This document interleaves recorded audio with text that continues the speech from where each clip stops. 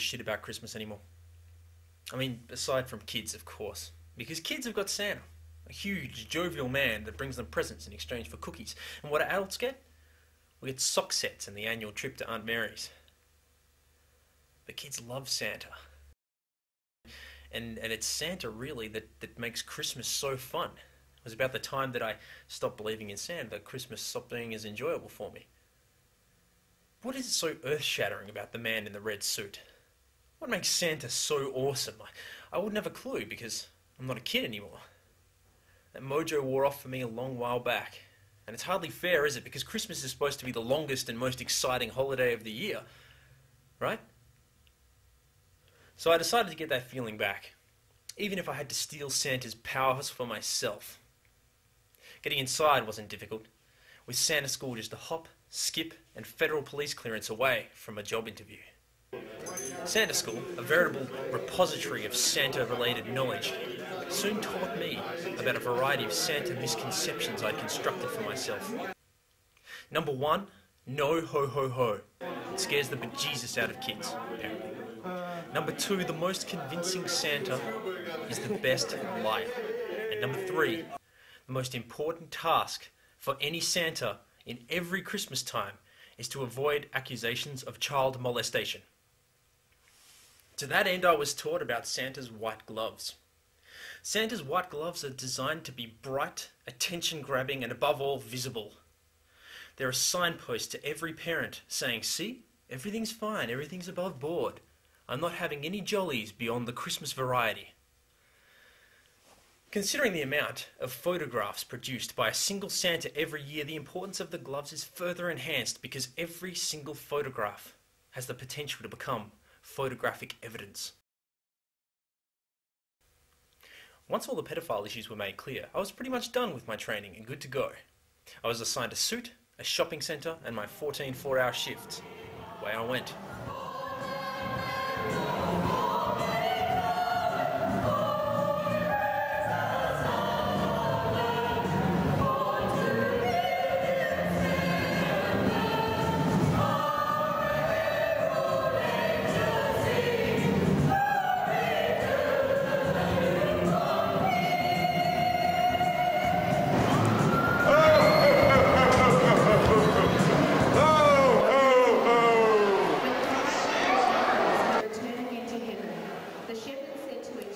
The first thing I noticed about being Santa is it's hot.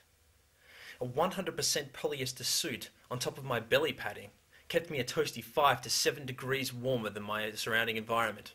And considering that the daily average temperature was between 40 degrees and 42 degrees Celsius, I'll let you do the math. Oh, hello, Merry Christmas! Time for a water break. I drank 6 to 8 litres of water per shift. I gave out between 7 and 16 kilos of candy per day and had my photo taken a few thousand times at $5 a print. All this and I was still only just touching on the secrets of being Santa. Aside from various job perks, such as limitless candy, I had my legions of screaming fans, my fabulous merchandising, and of course, multiple personal theme songs. I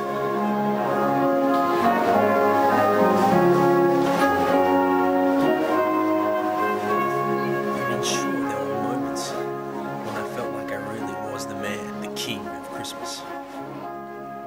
But most of the time, it was kind of too hard to see through the discomfort.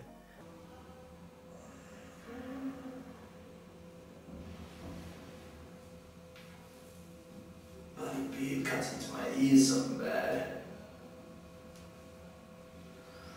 And the kids come along and pull the straps. I'm pulling the beard and the straps pull my ears. Some remarkably common Santa maladies included choking on my own beard, being locked out of the shopping centre on numerous occasions, or failing that, being locked out of the change rooms, unable to get my wallet, my keys, or go home.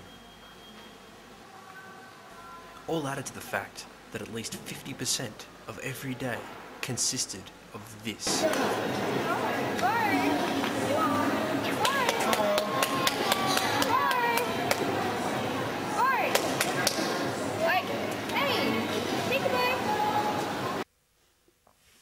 By day 4, I'd been attacked twice. My natural hair colour had been exposed during every shift.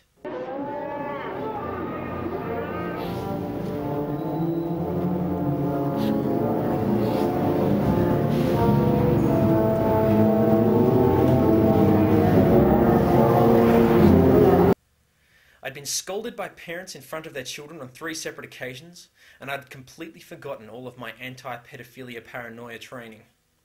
My reminder of that dreaded subject being the fill-in Santa that came in on my day off. He showed me how it was really meant to be done. Right after I first saw these photos, I just about laughed my ass off. I couldn't figure out what it was that this guy was so worried about. I mean, I wasn't worried. I was going in there every day and just doing my job, and everyone treated me like normal. No one treated me like some sort of boogeyman. Maybe it's something to do with the way we raise our kids. Maybe we're not teaching them to be afraid enough of Santa. But the next day I went in, that worry had started, that doubt was itching me in the back of my mind. And it wasn't, geez,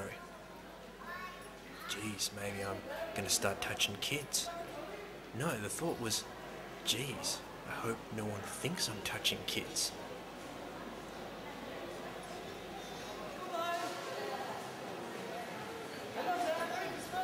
We're not creating a society of children who are afraid of Santa.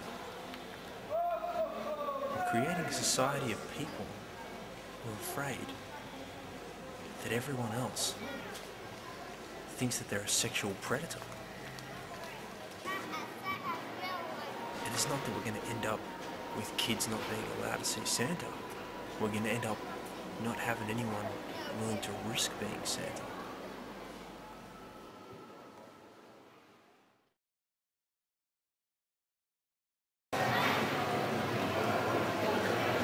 Santa said that you have funny hair.